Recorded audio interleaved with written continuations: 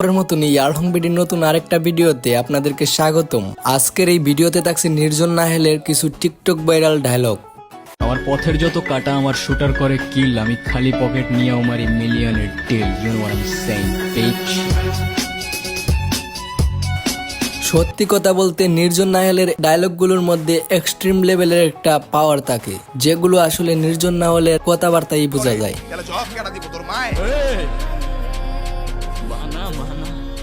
আমার মা নিয়ে কোনো কথা জানি মেরে দিব, লাশ ফেলে দিব, এখানেই পুঁতে দেবো সালা।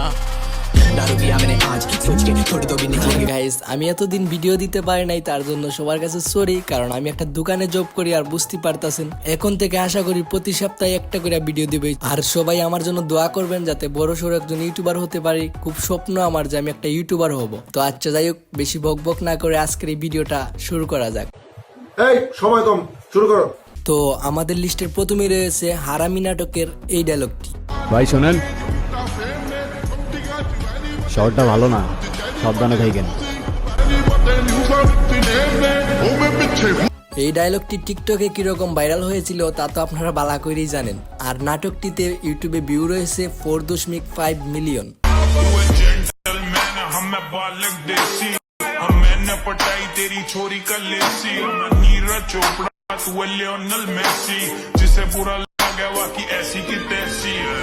নির্জন নাহেল শুধুমাত্র যে অ্যাটিটিউড ভিডিওর দিক দিয়ে সেরা সেটা কিন্তু নয়।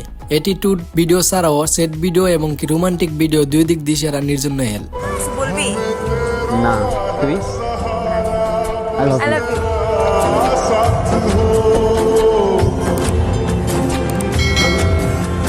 ভালোবাসা সুন্দর যদি প্রিয় মানুষটা সঠিক হয়, আর যদি না হয় তাহলে হয়তো এরকম ডায়লগগুলা হৃদয়ে গেঁথে যায়। একদিনে ভালোবাসা, 2 দিনে ঝামেলা, 3 দিনে ব্রেকআপ নিয়ে লোনলি কিছু পোস্টার স্টোরিজ, আর 4 দিনে নতুন কেউ।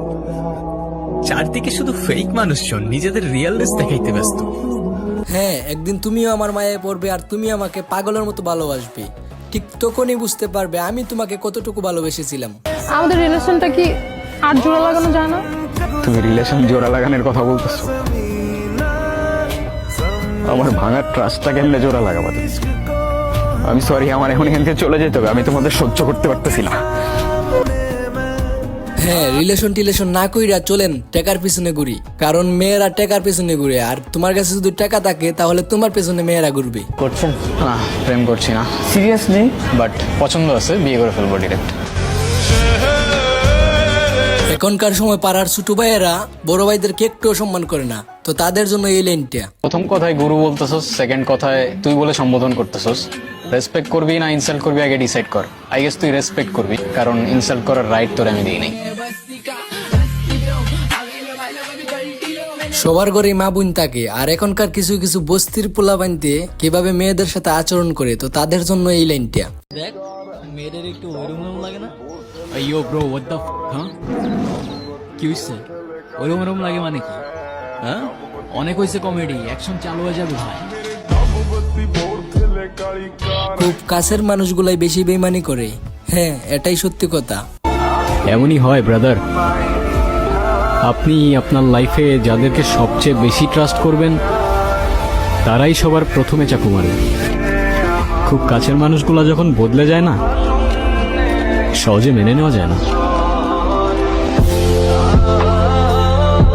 নারীরা কখনো এক পুরুষে সত্যি আসক্ত থাকতে পারে না।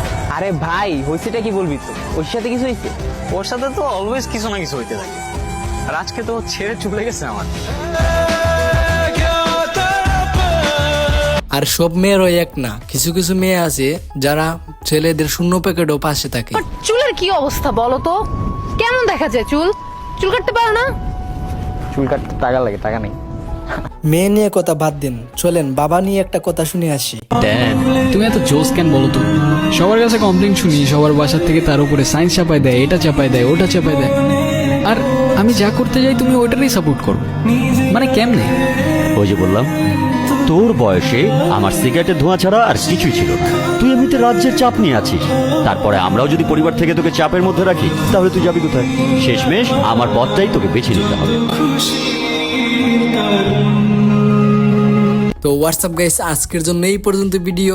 যদি ভিডিওটা ভালো লাগে থাকে তাহলে অবশ্যই চ্যানেলটা সাবস্ক্রাইব করে দেবেন।